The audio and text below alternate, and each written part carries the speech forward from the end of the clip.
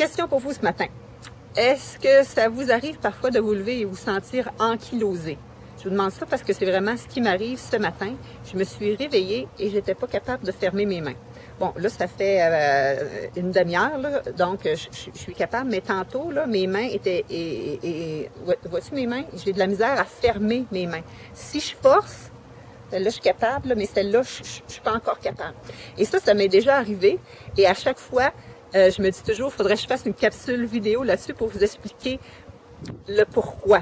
Ça, c'est toujours mon dada, de vous expliquer le pourquoi qui vient en arrière de mes conseils. Je suis Nathalie Rousseau, propriétaire de Hop la vie, nutrition, santé plein air. Je suis diplômée d'un bac et d'une maîtrise en nutrition, un autre bac en activité physique.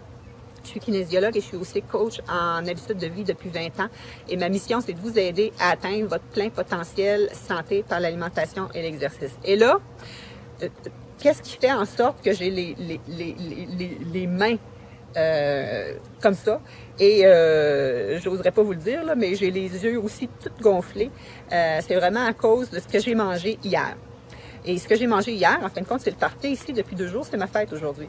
Donc, j'ai mangé plus riche que d'habitude. Bon, la guacamole, la tapenade aux olives, c'est des bons gras, mais c'est quand même plus gras que d'habitude. Et ça, trempé dans des nachos, des chips, c'est du gras qui est chauffé, c'est pas la meilleure chose. En plus, il y a eu du gâteau au chocolat. Donc, du sucre, du gras chauffé, du gras dans l'alimentation, c'est ce que ça fait. Et je vais vous expliquer le pourquoi. Et plus que ça, je vais vous expliquer une autre chose. Je suis due pour un entraînement aujourd'hui et j'ai un petit peu inquiète à savoir comment ça va aller parce que ça m'est arrivé similaire il y a quelques semaines.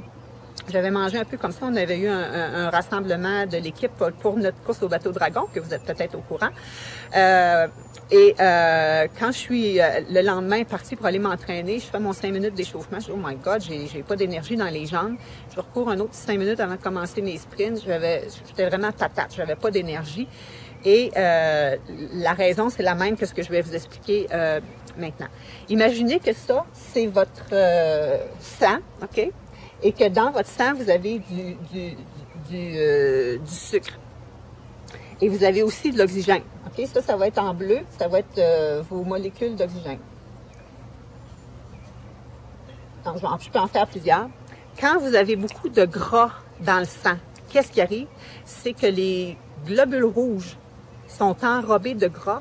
Et donc, ils ont de la misère à aller, si je vous image ça, à se rendre au niveau cellulaire pour aller oxygéner tous nos tissus, nos muscles, pour être capable de travailler. Alors, quand tu as beaucoup de gras dans le sang, tu te sens patate, tu n'as pas d'énergie.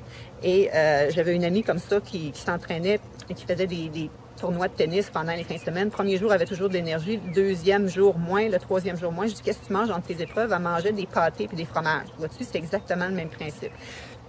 Donc, quand tu as beaucoup de gras dans le sang, tes cellules d'oxygène, ils ont de la misère à se rendre au niveau tissulaire.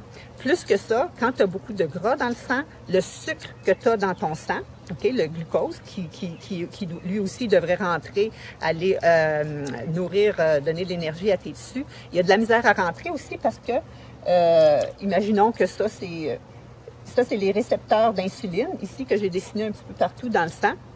Ça, c'est mes molécules de glucose. Quand il y a beaucoup de gras dans le sang, c'est comme s'il y a un banc de neige en avant de chacun des récepteurs d'insuline. Okay? Donc, le sucre, il y a de la misère à rentrer à l'intérieur. Qu'est-ce que ça fait? Ça fait que le sucre continue à s'accumuler au niveau de la circulation sanguine. Ton pancréas se dit, hey, il y a plein de sucre, tu sécrètes de l'insuline.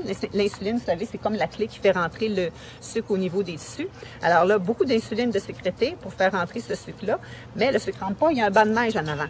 Donc, le corps continue à sécréter de l'insuline, le glucose continue à persister dans la circulation. Qu'est-ce que ça fait? Hyperglycémie, c'est ce qui entraîne éventuellement un prédiabète et un diabète.